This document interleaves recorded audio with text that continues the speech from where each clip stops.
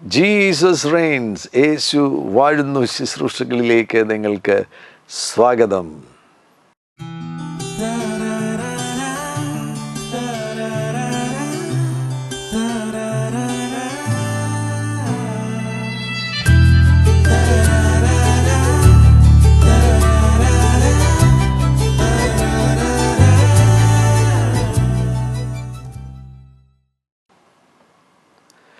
ജോലി പോയാൽ എന്തു ചെയ്യും?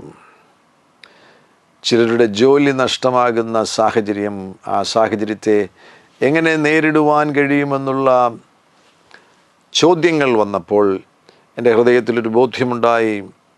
ജോലി പോയാൽ എന്തു ചെയ്യും? ആ വിഷയത്തെ ആസ്പദമാക്കി ചില ആലോചനകൾ പങ്കുവയ്ക്കാമെന്ന്. ഭൂമിയിൽ മനുഷ്യനായിരിക്കുമ്പോൾ മനുഷ്യന് ദൈവം കൊടുത്തിരിക്കുന്ന ഒരു ഉത്തരവാദിത്വമാണ്. ജോലി ചെയ്യുവാൻ വേണ്ടി മനുഷ്യനെ ഭൂമിയിലാക്കിയിരിക്കുന്നു. ഉൽപ്പത്തി പുസ്തകം 2-ാമത്തെ അധ്യായം 15-ാമത്തെ വാക്യം, യഹോവയായ ദൈവം മനുഷ്യനെ കൂട്ടിക്കൊണ്ടുപോയി ഏദൻ തോട്ടത്തിൽ വേല ചെയ്യുവാനും അതിനെ കാപ്പാനും അവിടെ ആക്കി. മനുഷ്യനെ ഭൂമിയിലായിരിക്കുമ്പോൾ പണിയെടുക്കുക എന്നത് അവൻ്റെ ജീവിതത്തിൻ്റെ ഭാഗമാകുന്നു. ജോലി ചെയ്യുക, അതിനുവേണ്ടിയാണ് മനുഷ്യനെ ഭൂമിയിലായിരിക്കുന്നത്. പണ്ടുകാലത്തൊക്കെ ആയിരുന്നെങ്കിൽ കൃഷി ചെയ്യുക, ഫാമിംഗ് ഒരു പ്രധാനപ്പെട്ട മനുഷ്യൻ്റെ ഉത്തരവാദിത്വമായിരുന്നു. ഇന്നും ഫാമിംഗ് ആവശ്യമാണ്.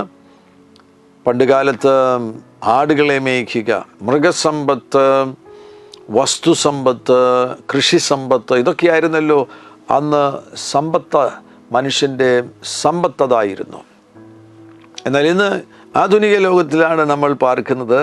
ഫാമിംഗ് ചെയ്യുന്ന, കൃഷി ചെയ്യുന്നവരുടെ എണ്ണം വളരെ കുറവാണ്. ആ ചെറിയ കൂട്ടത്തെ കൊണ്ട് ലോകത്തിൽ ഇന്ന് ഉള്ള മനുഷ്യർക്കെല്ലാം ഭക്ഷണം ഉൽപ്പാദിപ്പിക്കുവാൻ കഴിയുന്ന നിലയിലുള്ള ആധുനികമാകുന്ന ഉപകരണങ്ങളുണ്ട്.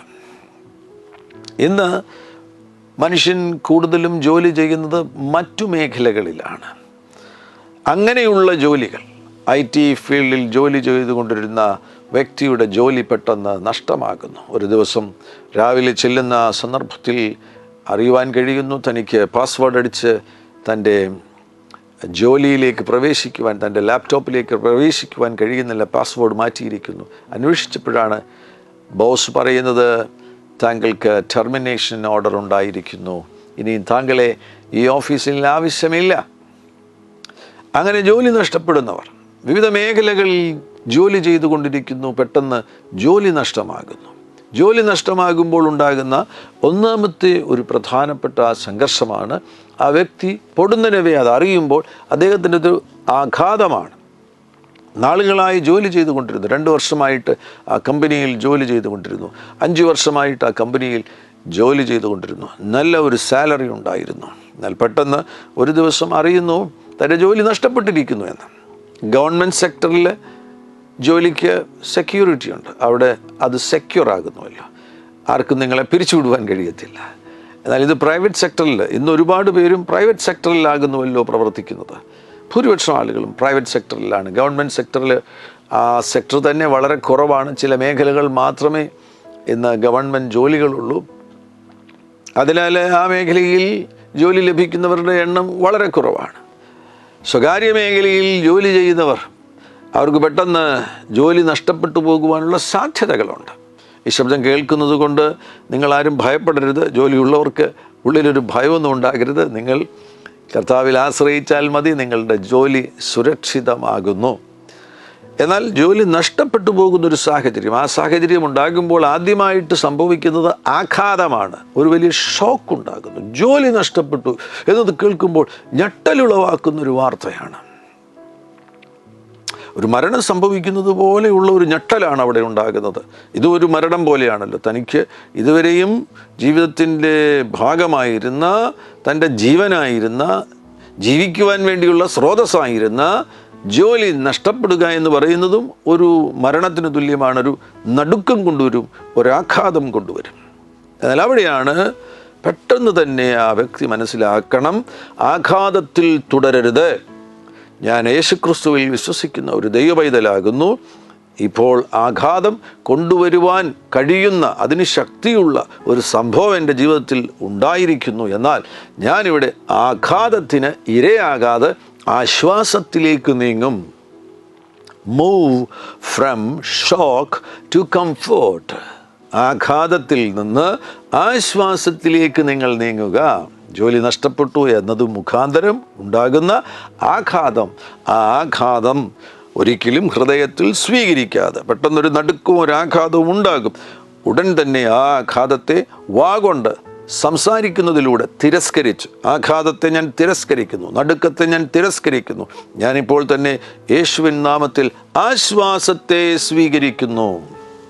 എബ്രായ ലേഖനം 13-ാമത്തെ അധ്യായം 5-ാമത്തെ വാക്യം, നിങ്ങളുടെ നടപ്പ് ദ്രവ്യാഗ്രഹമില്ലാത്തതായിരിക്കട്ടെ, ഉള്ളതുകൊണ്ട് തൃപ്തിപ്പെടുവീൻ. ഞാൻ നിന്നെ ഒരു നാളും കൈവിടുകയില്ല, ഉപേക്ഷിക്കുകയുമില്ല എന്ന് അവൻ തന്നെ അരുളി ചെയ്തിരിക്കുന്നുവല്ലോ. ദൈവത്തിൻ്റെ വാഗ്ദാനമാണ്. കർത്താവാകുന്ന യേശു ക്രിസ്തു നിങ്ങൾക്ക് നൽകുന്ന വാഗ്ദാനമാണ്. അവിടുന്ന് നിങ്ങളെ ഒരു നാളും കൈവിടുകയില്ല, ഒരു നാളും ഉപേക്ഷിക്കുകയില്ല. യേശു തന്നെ നേരിട്ട് തൻ്റെ ശിഷ്യന്മാരോട് പറഞ്ഞിട്ടുണ്ട്.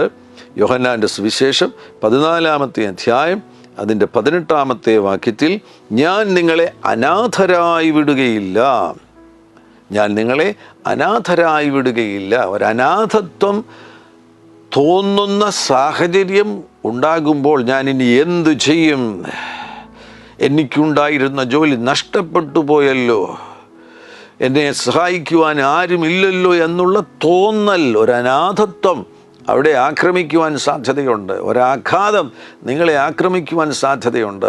അതിന് ഇരയായി തീരാതെ ദൈവത്തിൻ്റെ വചനത്തിലേക്ക് ശ്രദ്ധ തിരിക്കുകയും വചനത്തിൽ നിങ്ങൾ വിശ്വസിക്കുകയും ചെയ്യണം. യേശു തന്നെ നേരിട്ട് പറയുന്നു, യോഹന്നാൻ 14:18, ഞാൻ നിങ്ങളെ അനാഥരായി വിടുകയില്ല. ജോലിയില്ലാത്തൊരു സാഹചര്യത്തിലും അവിടുന്ന് നമ്മളെ നടത്തുവാൻ വിശ്വസ്തനാകുന്നു, വഴികൾ തുറന്നു തരുവാൻ അവിടുന്ന് വിശ്വസ്തനാകുന്നു.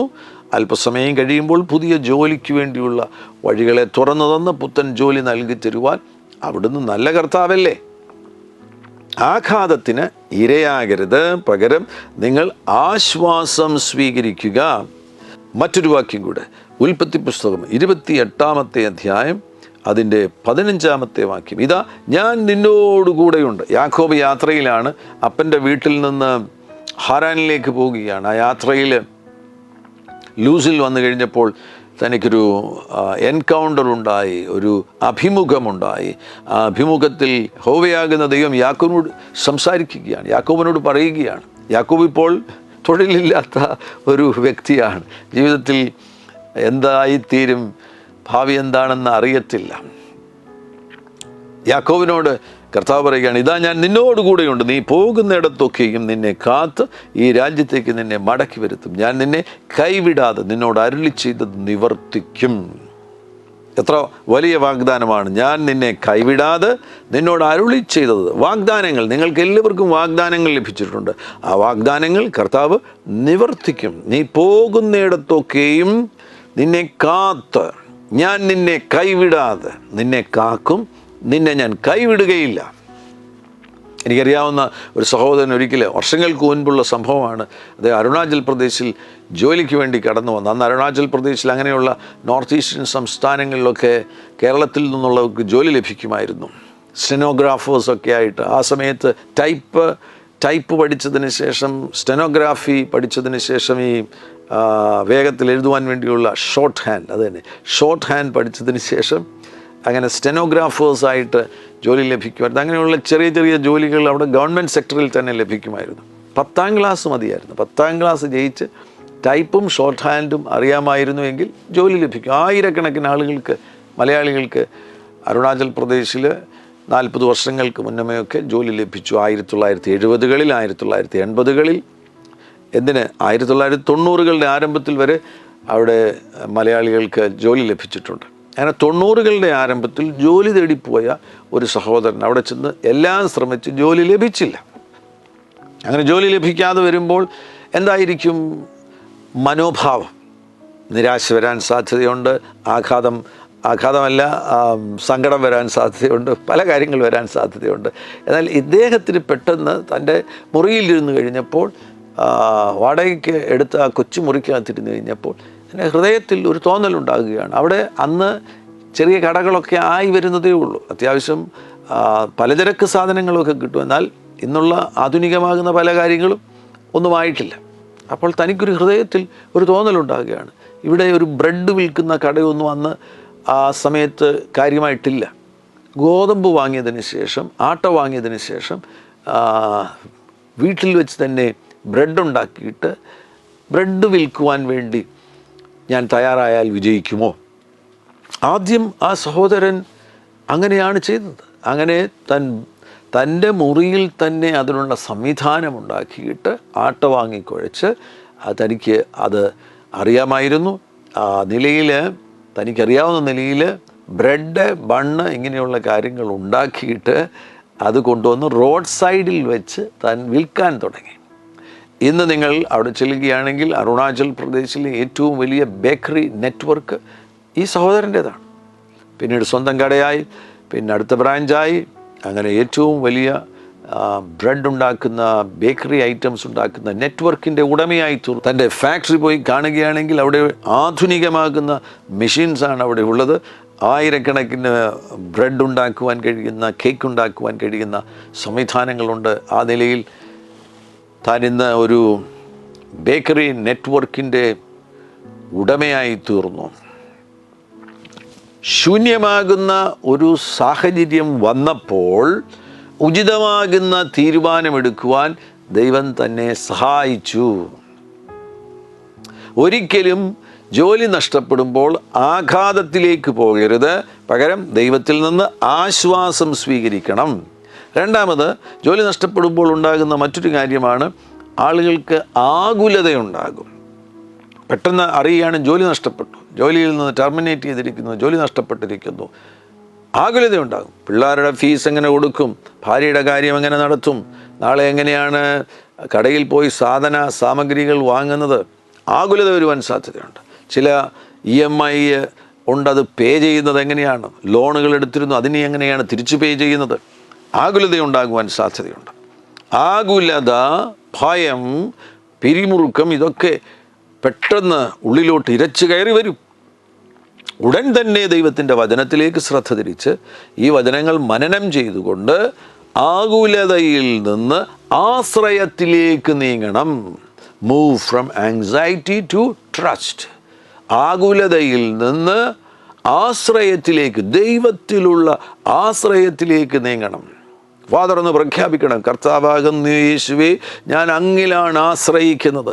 ഇവിടെ ഞാൻ ആകുലതയ്ക്ക് ഇരയായിത്തീരത്തില്ല, ഞാനിവിടെ ഭയത്തിന് ഇരയായിത്തീരില്ല, ഞാനിവിടെ പിരിമുറുക്കത്തിന് ഇരയായിത്തീരുകയില്ല, ഞാൻ അങ്ങിൽ ആശ്രയിക്കുന്നു. ആകുലതയിൽ നിന്ന് ആശ്രയത്തിലേക്ക് നീങ്ങുക. യേശുവയുടെ പുസ്തകം 1-ാമത്തെ അധ്യായം 5-ാമത്തെ വാക്യം, നിന്റെ ജീവകാലത്തൊരിക്കലും ഒരു മനുഷ്യനും നിന്റെ നേരെ നിൽക്കുകയില്ല. ഞാൻ മോശയോടുകൂടെ ഇരുന്നതുപോലെ നിന്നോടുകൂടെയും ഇരിക്കും. ഞാൻ നിന്നെ കൈവിടുകയില്ല, ഉപേക്ഷിക്കുകയുമില്ല. കർത്താവ് പറയുന്നു, ഞാൻ നിന്നെ കൈവിടുകയില്ല, ഉപേക്ഷിക്കുകയുമില്ല. ഉറപ്പും ധൈര്യമുള്ളവനായിരിക്കുക എന്നവിടെ പറയുകയാണ്. അപ്പോൾ ആകുലതയിൽ കുടുങ്ങിപ്പോകാതെ, വ്യാകുലതയിൽ കുടുങ്ങിപ്പോകാതെ നിങ്ങൾ ആശ്രയത്തിലേക്ക് നീങ്ങണം. ആശ്രയത്തിലേക്ക് നീങ്ങണമെന്നുണ്ടെങ്കിൽ ദൈവത്തിൻ്റെ വചനം അറിയണം. വചനത്തിൽ പറയുന്നു, ഞാൻ നിന്നെ കൈവിടുകയില്ല, ഉപേക്ഷിക്കുകയുമില്ല. ആകുലതയ്ക്ക് ഇരയാകാതെ ആശ്രയിക്കുവാൻ തയ്യാറാകണം. അങ്ങനെ ആശ്രയിക്കുകയാണെങ്കിൽ ആശ്രയം എങ്ങനെയാണ് നടപ്പിലാക്കുന്നത്? ആശ്രയം നടപ്പിലാക്കുന്നത്, വീട്ടിൽ മടങ്ങി വരുന്നു, വൈഫിനോട് പറയുന്നു എൻ്റെ ജോലി നഷ്ടമായി. സങ്കടത്തോടും നിരാശയോടും ഒക്കെ പറയുന്നത് അവസാനിപ്പിക്കുക, ധൈര്യത്തോടു കൂടെ പറയുക, എൻ്റെ ജോലി നഷ്ടമായി. അപ്പോൾ ഭാര്യയ്ക്ക് ഒരു ഞെട്ടലായിരിക്കും പെട്ടെന്ന്. അപ്പോൾ ഭാര്യയെ ആശ്വസിപ്പിക്കണം. കുട്ടികൾ വന്നു, കുട്ടികളോടും കാര്യം പറയണം, എൻ്റെ ജോലി നഷ്ടമായി. നമുക്കൊരു കാര്യം ചെയ്യാം, നമുക്ക് ഒരുമിച്ചിരുന്ന് പ്രാർത്ഥിക്കാം. അപ്പോൾ തന്നെ ഒരുമിച്ചിരുന്ന് നിങ്ങൾ പ്രാർത്ഥിക്കുവാൻ തുടങ്ങുക. അന്നു മുതൽ നിങ്ങൾക്ക് കൂടുതൽ സമയമുണ്ടല്ലോ, രാവിലെയും വൈകുന്നേരമൊക്കെ നിങ്ങൾ ഒരുമിച്ചിരുന്ന് പ്രാർത്ഥിക്കുവാൻ തുടങ്ങുക. ആ പ്രാർത്ഥനയിലൂടെയും ഈ വചനങ്ങൾ മനനം ചെയ്യുന്നതിലൂടെയും വ്യക്തമാക്കുന്നത് ഞാൻ ആകുലതയ്ക്ക് ഇരയാകുകയില്ല. ഞാൻ ദൈവത്തിൽ ആശ്രയിക്കുവാൻ പോകുകയാണ്. ഞാൻ യേശുവിൽ ആശ്രയിക്കുവാൻ പോകുന്നു. ആകുലതയിൽ നിന്ന് ആശ്രയത്തിലേക്ക് നീങ്ങുക. മറ്റൊരു കാര്യം സംഭവിക്കാൻ സാധ്യതയുള്ളത് ഡിസ്കറേജ്മെൻ്റ് ആണ്. നിരാശയുണ്ടാകുവാൻ സാധ്യതയുണ്ട്. ആഘാതമുണ്ടാകുവാൻ സാധ്യതയുണ്ട്. അപ്പോൾ ആഘാതത്തിൽ നിന്ന് ആശ്വാസത്തിലേക്ക് നീങ്ങണം. ആകുലതയുണ്ടാകാൻ സാധ്യതയുണ്ട്. ആകുലതയിൽ നിന്ന് ആശ്രയത്തിലേക്ക് നീങ്ങണം. അതേപോലൊരു കാര്യമാണ് ഡിസ്കറേജ്മെൻറ്റ്. നിരാശയുണ്ടാകുവാൻ സാധ്യതയുണ്ട്. ഡിസ്കറേജ്മെൻറ്റ് വരുവാൻ സാധ്യതയുണ്ട്. Move from discouragement to courage. ആ ഡിസ്കറേജ്മെൻറ്റിൽ നിന്ന് ധൈര്യത്തിലേക്ക്, ഉറപ്പും ധൈര്യവുമുള്ളവനായിരിക്കണം. ഈ ഭാഗത്ത് യോശുവയോട് യഹോവയാകുന്ന ദൈവം പറയുന്നത് ശ്രദ്ധിക്കുക. ഉറപ്പും ധൈര്യവുമുള്ളവനായിരിക്കുക. ഡിസ്കറേജ്മെൻറ്റിൽ നിന്ന് കറേജിലേക്ക് നീങ്ങണം. ഒരു കാരണവശാലും നിരാശയെ അനുവദിക്കരുത്. ഇത് ഏറ്റവും പ്രധാനപ്പെട്ടൊരു കാര്യമാണ്. അനേകർ ഇതേപോലെയുള്ള ഒരു വലിയ ആഘാതം വരുത്തുവാൻ സാധ്യതയുള്ള ഒരു സംഭവം ജീവിതത്തിൽ ഉണ്ടാകുമ്പോൾ, ജോലി നഷ്ടപ്പെടുന്നത് പോലെയുള്ളൊരു സംഭവം, അല്ലെങ്കിൽ ജോലി നഷ്ടപ്പെടുക എന്ന സംഭവം ഉണ്ടാകുമ്പോൾ ചെന്നു വീഴുന്ന ഒരു കുഴിയാണ് നിരാശയെന്ന് പറയുന്നത്. എൻ്റെ ജീവിതം ഇങ്ങനെയായിപ്പോയല്ലോ, ഞാൻ തൊടുന്നതെല്ലാം പരാജയമായി തീരുമല്ലോ, എനിക്കിനിയും എങ്ങനെയാണ് മുന്നോട്ട് പോകുവാൻ കഴിയുന്നത്, എൻ്റെ ഭാവി എന്തായിത്തീരും. ഒരിക്കലും അനുവദിക്കരുത്. നിരാശയെ നിങ്ങൾ അനുവദിക്കരുത്. നിരാശയെ നിങ്ങൾ അനുവദിക്കരുത്. നിങ്ങൾ നെഗറ്റീവായിട്ട് അപ്പോൾ ചിന്തിക്കരുത്. ആ സമയത്ത് നിങ്ങൾ പോസിറ്റീവായിട്ട് വാ തുറന്ന് പറയണം. ഏറ്റവും നല്ല ജോലി എനിക്ക് ലഭിക്കുവാൻ പോകുന്നു. പുതിയ വഴി എൻ്റെ മുൻപിൽ തുറക്കപ്പെടുവാൻ പോകുന്നു. ഒരത്ഭുതം സംഭവിക്കുവാൻ പോകുകയാണ്. ഞാൻ സാമ്പത്തികമായി ഞെരുങ്ങുകയില്ല. ഞാനിതിനെ അതിജീവിക്കുവാൻ പോകുകയാണ്. ആ ദിവസങ്ങളിൽ ചിലപ്പോൾ ജോലിയില്ലാതെ ചില ദിവസങ്ങൾ മുന്നോട്ട് പോകുമ്പോൾ ഒരു ഞെരുക്കമൊക്കെ വരാൻ സാധ്യതയുണ്ട്. ആ ഞെരുക്കം വരുന്നുണ്ട്. ഉണ്ടാകാൻ സാധ്യതയുള്ള വേറൊരു സംഭവമാണ്, നിങ്ങളുടെ ഉള്ളിൽ പെട്ടെന്ന് തോന്നും കുറച്ച് പൈസ കടമെടുക്കാമെന്ന്. ഒരിക്കലും ആ സാമ്പത്തികമായ ചില സംഘർഷങ്ങൾ ഉള്ള സന്ദർഭത്തിൽ, ജോലി നഷ്ടപ്പെട്ട ആ സന്ദർഭത്തിൽ കടമെടുക്കാൻ പോകരുത്. ഒരു ഞെരുക്കമുണ്ടാകുകയാണെങ്കിൽ തന്നെ പെട്ടെന്ന് വളരെ വിവേകത്തോടുകൂടെ ചെലവുകൾ ചുരുക്കി കാര്യങ്ങളൊന്ന് ക്രമപ്പെടുത്തുക. പുതിയ ഒരു സാമ്പത്തിക വഴി തുറന്നു വരുന്നതുവരെയും കാര്യങ്ങളൊന്ന് ക്രമപ്പെടുത്തുക. കടം മേടിക്കാൻ പോകരുത്. ആ സാഹചര്യത്തിൽ, ജോലി നഷ്ടപ്പെട്ട സാഹചര്യത്തിൽ കടം മേടിക്കാൻ പോകരുത്. ദൈവത്തിൽ ആശ്രയിച്ച് പ്രാർത്ഥിക്കുകയാണെങ്കിൽ അവിടുന്ന് ഒരത്ഭുതം നിങ്ങൾക്ക് വേണ്ടി ചെയ്യാൻ പോകുന്നു. നിരാശയിൽ ചെന്ന് നിങ്ങൾ വീഴരുത്. ധൈര്യമുണ്ടാകണം. ഉറപ്പും ധൈര്യമുള്ള ഒരു വ്യക്തിയായി തീരണം. ഞാൻ സാധാരണ പറയുന്നത് പോലെ ഇടത് കൈകൊണ്ട് പുറകിൽ തൊട്ടു നോക്കണം. നട്ടെല്ലുണ്ടോ? നട്ടെല്ലുണ്ടെങ്കിൽ നിങ്ങൾ ഇപ്പോൾ ധൈര്യപ്പെടുക. യേശു നിങ്ങളുടെ കൂടെ ഉള്ളതിനാൽ ഈ പ്രതിസന്ധികളെ അതിജീവിക്കുവാൻ പോകുന്നു. പുതിയ വഴികൾ കർത്താവ് തുറന്നു തരാൻ പോകുകയാണ്. ഉറപ്പും ധൈര്യവുമുള്ളവനായിരിക്കണം. കർത്താവ് അതാണ് യോശുവോട് പറയുന്നത്. നിന്റെ മുൻപിൽ പ്രതിസന്ധികൾ ഒരുപാട് വരും, ശത്രുക്കൾ ഒരുപാട് വരും. എന്നാൽ നീ നട്ടെല്ലുള്ളവനെ പോലെ നിൽക്കണം. നീ ധൈര്യശാലിയായി നിൽക്കണം. നട്ടെല്ലുള്ളവനെ പോലെ നീ നിൽക്കണം. ഈ പ്രതിസന്ധിയെ നീ എതിർക്കണം. അതിനെ നീ കീഴ്പ്പെടുത്തണം. ചിലപ്പോൾ ഇങ്ങനെയുള്ളൊരു സാഹചര്യം വരുന്ന സന്ദർഭത്തിലായിരിക്കും നിങ്ങളിൽ മറഞ്ഞു കിടക്കുന്ന ചില കഴിവുകൾ ഉയർന്നു വരുന്നത്. ഒരു സാമ്പത്തിക ശൂന്യതയും വഴിയെല്ലാം അടഞ്ഞ ഒരു സാഹചര്യം വരുമ്പോൾ തനിയെ ഇരുന്ന് പ്രാർത്ഥിക്കണം. പ്രത്യേകിച്ച് വിസ്ഡം ലഭിക്കുവാൻ വേണ്ടി, ദൈവത്തിൻ്റെ ജ്ഞാനം ലഭിക്കുവാൻ, ഇതേപോലെയുള്ള സാഹചര്യങ്ങളെ അതിജീവിക്കേണ്ടതിന് വേണ്ടി ദൈവത്തിൻ്റെ ജ്ഞാനം ലഭിക്കുവാൻ വേണ്ടി അന്യഭാഷയിൽ പ്രാർത്ഥിക്കണം. രാവിലെ എഴുന്നേൽക്കണം. 3 മണിക്കൊക്കെ എഴുന്നേറ്റതിന് ശേഷം ഒരു 1/2 മണിക്കൂർ അന്യഭാഷയിൽ പ്രാർത്ഥിക്കണം. കർത്താവേ, ഇവിടെ ജോലി നഷ്ടപ്പെട്ടിരിക്കുന്നു, സാമ്പത്തിക വഴികളെല്ലാം അടഞ്ഞിരിക്കുന്നു, എനിക്ക് ജ്ഞാനം തരണം. അടുത്ത സ്റ്റെപ്പ് ഞാൻ എങ്ങനെ വയ്ക്കണം? എവിടെ ഞാൻ ജോലിക്ക് വേണ്ടി അപേക്ഷിക്കണം? എന്താണ് ഞാൻ ചെയ്യേണ്ടത്? ജ്ഞാനം നൽകി തരണമേ. ചില ദിവസങ്ങൾ നിങ്ങൾ അന്യഭാഷയിൽ പ്രാർത്ഥിക്കുമ്പോൾ നിങ്ങൾക്ക് വിസ്ഡം ടങ്സ് ഉണ്ട്. ജ്ഞാനം നൽകിത്തരുന്ന അന്യഭാഷ. കാരണം അന്യഭാഷ തന്നെ, നിങ്ങൾ അന്യഭാഷയിൽ സംസാരിക്കുമ്പോൾ ആത്മാവിൽ മർമ്മങ്ങളെ സംസാരിക്കുന്നു. മിസ്റ്ററീസ് എന്നാണ്. മിസ്റ്ററീസ് എന്ന് വെച്ച് കഴിഞ്ഞാൽ ഹിഡൻ വിസ്ഡം ഓഫ് ഗോഡ്. അതിനാൽ അന്യഭാഷയിൽ ജ്ഞാനമുണ്ട്. അന്യഭാഷയിൽ സംസാരിക്കുമ്പോൾ പ്രശ്നങ്ങളെ പരിഹരിക്കുവാൻ വേണ്ടിയുള്ള ദൈവത്തിൻ്റെ ജ്ഞാനം നിങ്ങൾക്ക് ലഭിക്കും. പ്രായോഗികമാക്കി നോക്കുക. നിങ്ങൾ ചില ദിവസങ്ങൾ അന്യഭാഷയിൽ സംസാരിക്കുമ്പോൾ അവിടെയാണ് കർത്താവ് ചിലപ്പോൾ നിങ്ങൾക്ക് വിസ്ഡം നൽകി തരുന്നത്. ചില പുതിയ കാര്യങ്ങൾ തുടങ്ങുവാൻ വേണ്ടിയുള്ള വിസ്ഡം കർത്താവ് നൽകി തരും. ചില സന്ദർഭത്തിൽ നിങ്ങൾ വേറൊരു ദിശയിലേക്ക് തന്നെ മാറും. ഇതുവരെ നിങ്ങൾ ജോലി ചെയ്തുകൊണ്ടിരുന്നുവെങ്കിൽ മറ്റുള്ളവർക്ക് ജോലി കൊടുക്കുവാൻ കഴിയുന്നൊരു നിലവാരത്തിലേക്ക് കർത്താവിന് നിങ്ങളെ മാറ്റുവാൻ കഴിയും. എന്നാൽ ചിലർ ചെന്ന് ചാടുന്ന ഒരു അബദ്ധമുണ്ട്. അവർ നിരാശയായി, ആകുലതയായി, പിന്നീട് അവരെന്താ ചെയ്യുന്നത്? അവർ ഈ ഫോണിൽ ഇങ്ങനെ സമയം അതും ഇതും എല്ലാം നോക്കിക്കൊണ്ട് ടൈം വേസ്റ്റ് ചെയ്യും. ഒരിക്കലും ടൈം വേസ്റ്റ് ചെയ്യരുത്. ജോലി നഷ്ടപ്പെട്ടു കഴിയുമ്പോൾ ആ ദിനങ്ങളിൽ വരുന്ന പകൽ സമയങ്ങളിൽ നിങ്ങൾ ഇന്നോവേറ്റീവായി തീരണം. ക്രിയേറ്റീവായിട്ട് എന്തെങ്കിലും ചെയ്യുവാൻ തക്കവണ്ണം നിങ്ങൾ തയ്യാറാകണം. കഠിനാധ്വാനം ചെയ്യാൻ നിങ്ങൾ തയ്യാറാകുമ്പോഴാണ് ദൈവത്തിന് പ്രവർത്തിക്കാൻ കഴിയുന്നത്. 2 തെസ്സലോനിക്കർ അതിൻ്റെ 3-ാമത്തെ അധ്യായത്തിലെ വാക്യം നമുക്ക് വളരെ പരിചിതമാകുന്ന ഭാഗമാണല്ലോ. 10 മുതലുള്ള വാക്യങ്ങൾ. വേല ചെയ്യുവാൻ മനസ്സില്ലാത്തവൻ തിന്നുകയും അരുത്, എന്നാൽ ഞങ്ങൾ നിങ്ങളോടുകൂടെ ഇരിക്കുമ്പോൾ തന്നെ ആജ്ഞാപിച്ചിട്ടുണ്ടല്ലോ. നിങ്ങളിൽ ചിലർ ഒട്ടും വേല ചെയ്യാതെ പരകാര്യം നോക്കി ക്രമം കൊണ്ടു നടക്കുന്നു എന്ന് കേൾക്കുന്നു. ഇങ്ങനെയുള്ളവരോട് സാവധാനത്തോട് വേല ചെയ്ത് അഹോവൃത്തി കഴിക്കണമെന്ന് കർത്താവായ യേശുക്രിസ്തുവിൽ ഞങ്ങൾ ആജ്ഞാപിച്ച് പ്രബോധിപ്പിക്കുന്നു. സാവധാനത്തോട്. ഇത് വേല ചെയ്യാത്തവരാണ്. ഇവിടെ ഞാൻ ജോലി നഷ്ടപ്പെട്ടതിനെക്കുറിച്ചാണ് പറയുന്നത്. ജോലി നഷ്ടപ്പെട്ടവർക്കും ഇവിടെ ഒരു സന്ദേശമുണ്ട്. ജോലി നഷ്ടപ്പെട്ടു എങ്കിൽ സാവധാനത്തോടെ വേല ചെയ്ത്, ഈ ജോലിയില്ലാത്ത സമയത്ത് തന്നെ നമുക്ക് ചില കാര്യങ്ങൾ കണ്ടെത്തുവാൻ കഴിയും. ചില വർക്കുകൾ നമുക്ക് കണ്ടെത്തുവാൻ കഴിയും. ഞാനൊരിക്കൽ ആലുവയിൽ ചെന്നിറങ്ങിയതിന് ശേഷം മറ്റൊരു സ്ഥലത്തേക്ക് പോകുമ്പോൾ ഒരു ഊബർ വിളിക്കുകയുണ്ടായി. ആ ഊബർ ഡ്രൈവറുമായിട്ട് ഞാൻ സംസാരിച്ച് കഴിഞ്ഞപ്പോൾ അദ്ദേഹം എന്നോട് പറയുകയായിരുന്നു, അദ്ദേഹം രാത്രി 8 മുതൽ 1 മണി വരെയാണ് ഊബർ ഓടിക്കുന്നത്.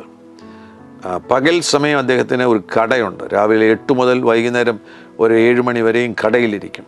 അതിനുശേഷം അത്താഴം കഴിഞ്ഞ് ഒരു 8 മണിയാകുമ്പോൾ ഊബർ ഓടിക്കുവാൻ തുടങ്ങുന്നു. ഞാൻ ശ്രദ്ധിച്ചു കഴിഞ്ഞപ്പോൾ അദ്ദേഹം 1 മണിയൊക്കെ ആകുമ്പോഴാണ് തിരിച്ച് ഊബർ ഓടിച്ച് ആ ടാക്സി ഓടിച്ചിട്ട് മടങ്ങിപ്പോകുന്നത്. അതിനുശേഷം ലഭിക്കുന്ന ഒരു 5 മണിക്കൂറായിരിക്കും താൻ ഉറങ്ങുന്നത്. ആ മനുഷ്യൻ ഒരുപാട് കഠിനാധ്വാനം ചെയ്യുന്ന വ്യക്തിയാണ്. തൻ്റെ കാര്യങ്ങൾ വളരെ ക്രമത്തോടുകൂടെ, നിരാശയ്ക്കോ ആകുലതയ്ക്കോ ഒന്നും ഇടം കൊടുക്കാതെ കടയിലിരുന്ന് തൻ്റെ കച്ചവടം നടത്തുന്നു. ബാക്കി സമയം താൻ ഊബർ ഓടിക്കുന്നു. അത് ഭയങ്കര കൂടുതലായിട്ട് അധ്വാനിക്കുകയാണ്. എന്നാൽ അതിൽ നിന്നൊരു നല്ല കാര്യം എനിക്ക് പെട്ടെന്ന് മനസ്സിലായത്, ആ വ്യക്തി ആ നിലയിൽ, അദ്ദേഹത്തിന് യേശുവിനെക്കുറിച്ചൊന്നും അറിയാത്ത വ്യക്തിയാണ്, എന്നാൽ തൻ്റെ സംവിധാനത്തിൽ വേല ചെയ്യുവാൻ വേണ്ടിയുള്ള ആ ഒരു പ്രത്യേകമാകുന്ന ആ പ്രാപ്തി, ആ പ്രേരണ ഉള്ളത് നടപ്പിലാക്കുകയാണ്. അവിടെ കൂടുതൽ അധ്വാനിക്കുകയാണ്. അപ്പോൾ അതേ നിലവാരത്തിലൊന്നും പോകണമെന്നില്ല. എങ്കിലും നിങ്ങൾക്ക് കണ്ടെത്തുവാൻ വേണ്ടി നിങ്ങൾ ശ്രമം നടത്തുകയാണെങ്കിൽ വാതിലുകൾ തുറക്കപ്പെടും, ഐഡിയാസ് ലഭിക്കും. ദൈവം തന്നെ നിങ്ങൾക്ക് ഐഡിയാസ് നൽകിത്തരും എന്തു ചെയ്യണമെന്ന്. ജോലിയില്ലാത്ത സമയത്ത് നിങ്ങൾക്ക് ചില കാര്യങ്ങൾ ചെയ്യുവാൻ തക്കവണ്ണം, ഇൻകം ജനറേറ്റ് ചെയ്യുന്ന ചില കാര്യങ്ങൾ ചെയ്യുവാൻ തക്കവണ്ണം കർത്താവ് ജ്ഞാനം തരുവാൻ പോകുകയാണ്. അതോടൊന്നിച്ച് പ്രാർത്ഥിക്കുകയും ദൈവത്തിൽ ആശ്രയിക്കുകയും ചെയ്തുകൊണ്ട് മറ്റൊരു ജോലിക്ക് വേണ്ടി ശ്രമിക്കുമ്പോൾ അത്ഭുതകരമായി അവിടുന്ന് വഴികളെ തുറന്നു തരും. പുതിയ ജോലി അവിടുന്ന് നൽകി തരുവാൻ വിശ്വസ്തനാണ്. അങ്ങനെ ആ പ്രതിസന്ധിയെ നേരിടുവാൻ തയ്യാറാകണം. ആഘാതത്തിൽ നിന്ന് ആശ്വാസത്തിലേക്ക് നീങ്ങുക, ആകുലതയിൽ നിന്ന് ആശ്രയത്തിലേക്ക് നീങ്ങുക, നിരാശയിൽ നിന്ന് ധൈര്യത്തിലേക്ക് നീങ്ങുക. ദൈവത്തിൻ്റെ ജ്ഞാനം ലഭിക്കുവാൻ വേണ്ടി പ്രാർത്ഥിക്കുക. അന്യഭാഷയിൽ പ്രത്യേകിച്ചും പ്രാർത്ഥിക്കുക. അവിടെ നിങ്ങൾക്ക് ദൈവത്തിൻ്റെ ജ്ഞാനം ലഭിക്കും. ആ ദൈവത്തിൻ്റെ ജ്ഞാനം ലഭിക്കുമ്പോൾ ജോലിയില്ലാത്ത ഈ സമയത്ത് എന്തു ചെയ്യണമെന്നുള്ള ജ്ഞാനം ദൈവം നൽകിത്തരും. അത് നടപ്പിലാക്കുക. വിജയിയായി തീരുവാൻ പോകുന്നു. പുതിയ ജോലി ലഭിക്കുവാൻ പോകുന്നു. അല്ല എങ്കിൽ നിങ്ങളെ മറ്റുള്ളവർക്ക് ജോലി കൊടുക്കുന്ന ഒരു വ്യക്തിയാക്കി മാറ്റുവാൻ കർത്താവിന് കഴിയും. ഒരു ബിസിനസ്സിലേക്ക് കർത്താവിന് നിങ്ങളെ കൊണ്ടുവരുവാൻ കഴിയും. ഞാൻ അടുത്ത എപ്പിസോഡിൽ ഒരു ബിസിനസ്സുമായി ബന്ധപ്പെട്ട് ഉള്ള കാര്യങ്ങൾ, അവിടെ ശ്രദ്ധിക്കേണ്ട കാര്യങ്ങൾ, ഒരു വ്യാപാരത്തിലേക്ക്, ഒരു ബിസിനസ്സിലേക്ക്, മറ്റുള്ളവർക്ക് തൊഴിൽ കൊടുക്കുവാൻ കഴിയുന്നൊരു നിലവാരത്തിലേക്ക് നിങ്ങളെ ഒരു പ്രൊപ്പറേറ്ററാക്കുവാൻ ദൈവം ആഗ്രഹിക്കുന്നുവെങ്കിൽ, ആ നിലയിലുള്ള ഒരു ലീഡർഷിപ്പിലേക്ക് വരുവാൻ ഉള്ള ക്വാളിറ്റി, ആ ഗുണമേന്മയുള്ള വ്യക്തിയാണെങ്കിൽ അതിനെ എങ്ങനെ നിങ്ങൾക്ക് കൈകാര്യം ചെയ്യുവാൻ കഴിയും, അത് എങ്ങനെ നിങ്ങൾക്ക് നടപ്പിലാക്കുവാൻ കഴിയുമെന്നുള്ള കാര്യത്തെക്കുറിച്ച് ഞാൻ അടുത്ത എപ്പിസോഡിൽ നിങ്ങളുമായി സംസാരിക്കുന്നതായിരിക്കും. ഇന്ന് നമുക്കൊരുമിച്ച് പ്രാർത്ഥിക്കാം. ജോലിയില്ലാത്ത ആരെങ്കിലും എൻ്റെ ഈ ശബ്ദം കേൾക്കുന്നുവെങ്കിൽ ഈ സമയത്ത് തന്നെ കർത്താവാകുന്ന യേശു നിങ്ങൾക്ക് വേണ്ടി ഒരു അത്ഭുതം ചെയ്യുവാൻ പോകുന്നു. ഒരുമിച്ച് പ്രാർത്ഥിക്കാം. പരിശുദ്ധ പിതാവേ, യേശു ക്രിസ്തുവിൻ നാമത്തിൽ അങ്ങയുടെ ജനത്തിനു വേണ്ടി പ്രാർത്ഥിക്കുന്നു. ഇന്ന് കേട്ട ഈ ആലോചന അനേകർക്ക് സൗഖ്യമായി തീരട്ടെ, അനേകർക്ക് അത് സൗഖ്യമായി തീരട്ടെ. ജോലി നഷ്ടപ്പെട്ടതുമൂലം ആന്തരികമാകുന്ന മുറിവുകളും ആഘാതങ്ങളും അനുഭവിക്കുന്നവർ ഇപ്പോൾ തന്നെ യേശുവിൻ നാമത്തിൽ അവരുടെ മനസ്സിനെ സൗഖ്യമാക്കി ധൈര്യമുള്ളവരായി ഉറപ്പുള്ളവരായി ഈ പ്രതിസന്ധിയെ കീഴ്പ്പെടുത്തി ജയിക്കുവാൻ കർത്താവ് ഈ പ്രിയപ്പെട്ടവരുടെ മേൽ കൃപ കൊടുക്കുന്നതിനായി സ്തോത്രം ചെയ്യുന്നു. ഒരു വലിയ അത്ഭുതത്തെ അങ്ങ് ചെയ്യുന്നതിനായി സ്തോത്രം ചെയ്യുന്നു. യേശുവിൻ നാമത്തിൽ പുതുവഴികൾ തുറക്കപ്പെടട്ടെ. പുതിയ ജോലികൾ ഈ പ്രിയപ്പെട്ടവർക്ക്, ജോലി നഷ്ടപ്പെട്ടവർക്ക് ലഭിക്കട്ടെ എന്ന് പ്രാർത്ഥിക്കുന്നു. മഹാത്ഭുതങ്ങൾ ചെയ്യണം കർത്താവേ. യേശുവിൻ നാമത്തിൽ ജോലിയില്ലാത്ത ഈ സമയത്ത് അവരുടെ സാമ്പത്തിക കാര്യങ്ങൾക്ക് വേണ്ടിയുള്ള അത്ഭുതകരമാകുന്ന വഴികളെ അവർക്ക് തുറന്നു കൊടുക്കണമേ എന്ന് പ്രാർത്ഥിക്കുകയാണ്. അനേകരുടെ ഫേവർ അവർക്ക് ലഭിക്കട്ടെ. അനേകരുടെ അനുകൂലത, പ്രീതിവാത്സല്യം അവർക്ക് ലഭിക്കട്ടെ. ചില സാമ്പത്തിക വഴികൾ അവർക്ക് വേണ്ടി തുറന്നു വരട്ടെ. ഈ പ്രിയപ്പെട്ടവർ കഠിനാധ്വാനികളായി തീരട്ടെ. നല്ലതുപോലെ ആമേൻ അവരുടെ ജീവിതത്തിൽ ആമേൻ ജോലി ചെയ്യുവാൻ, പണിയെടുക്കുവാൻ, അധ്വാനിക്കുവാൻ തക്കവണ്ണമുള്ള പ്രാപ്തിയെയും ഉത്സാഹത്തെയും ഈ പ്രിയപ്പെട്ടവരുടെ മേൽ പകരണമേ എന്ന് പ്രാർത്ഥിക്കുന്നു. തങ്ങളുടെ സമയം നഷ്ടമാക്കാതെ പ്രയോജനപ്പെടുത്തുവാൻ ഈ പ്രിയപ്പെട്ടവരെ സഹായിക്കണം. അങ്ങ് അത്ഭുതങ്ങൾ ചെയ്യുന്നതിനായി സ്തോത്രം. അത്ഭുത വഴികളെ തുറന്നിരിക്കുന്നതിനായി സ്തോത്രം ചെയ്യുന്നു. ഈ സമയത്ത് തന്നെ രോഗികൾക്ക് വേണ്ടി പ്രാർത്ഥിക്കുന്ന കർത്താവേ, രോഗികളെ തൊട്ട് സൗഖ്യമാക്കണമേ യേശുവിൻ നാമത്തിൽ. ശരീരത്തിൽ വേദന അനുഭവിക്കുന്നവർ ഇപ്പോൾ തന്നെ ആമേൻ വേദന അനുഭവിക്കുന്ന ഭാഗത്ത് കൈവച്ച് പ്രാർത്ഥിച്ചു. യേശുവിൻ നാമത്തിൽ ആ വേദന ഇപ്പോൾ ആ ശരീരങ്ങൾ വിട്ട് പുറത്തു പോകട്ടെ. യേശുവിൻ നാമത്തിൽ മഹാത്ഭുതങ്ങൾ അങ്ങ് ചെയ്യുന്നതിനായി സ്തോത്രം ചെയ്യുന്നു. റസൂഫൈൽ നക്കിയഫാല സംറീന വാല ബുസ്സുറ്റിലിരെ നഫീജ സേനിയ ഷുർബിന സൈല വസോഷ്കന ദോരഖേഷനാലിയ റിജൂസിരെ യമസ വൽ ഉർബജനിയ സീക്കൽക്കര സോജിരി ഷാറുലോഫറ്റൽ അർത്ഥന. ആഹാരം കഴിക്കുന്ന സന്ദർഭത്തിൽ ഉദരത്തിൽ വല്ലാത്ത ആമേൻ ബുദ്ധിമുട്ടുള്ള വ്യക്തികൾ, അൾസർ പോലെ ഉദരത്തിൻ്റെ അകത്ത് അൾസർ ഉള്ളതുപോലെയുള്ള ആ നിലയിൽ ബുദ്ധിമുട്ട് അനുഭവിക്കുന്ന ഒരു വ്യക്തിയെ യേശു ഇപ്പോൾ തൊടുന്നു. നിൻ്റെ ഉദരത്തെ യേശു സൗഖ്യമാക്കുകയാണ്. യേശുവിൻ നാമത്തിൽ ഇപ്പോൾ നീ സൗഖ്യം സ്വീകരിക്കുക. മഹാത്ഭുതങ്ങൾ അങ്ങ് ചെയ്യുന്നതിനായി സ്തോത്രം ചെയ്യുന്നു. രോഗികളെ അങ്ങ് സൗഖ്യമാക്കിയിരിക്കുന്നതിനായി സ്തോത്രം ചെയ്യുന്നു. Hallelujah, hallelujah. അത്ഭുതങ്ങൾ അങ്ങ് ചെയ്യുന്നതിനായി സ്തോത്രം. സകല മഹത്വവും സ്തുതിയും സ്തോത്രവും അങ്ങേക്കർപ്പിക്കുന്നു യേശു ക്രിസ്തുവിൻ നാമത്തിൽ തന്നെ. ആമേൻ, ഹല്ലേലൂയ. ഈ എപ്പിസോഡ് തീർച്ചയായിട്ടും നിങ്ങളുടെ പ്രിയപ്പെട്ടവർക്ക് പങ്കുവയ്ക്കണം. ഈ ചാനൽ സബ്സ്ക്രൈബ് ചെയ്യുവാൻ വേണ്ടി വിനയപൂർവ്വം ശ്രമം ഓർപ്പിക്കുന്നു. കർത്താവാകുന്ന യേശു നിങ്ങളുടെ കൂടെ ഇരിക്കട്ടെ. God bless you. ആമേൻ.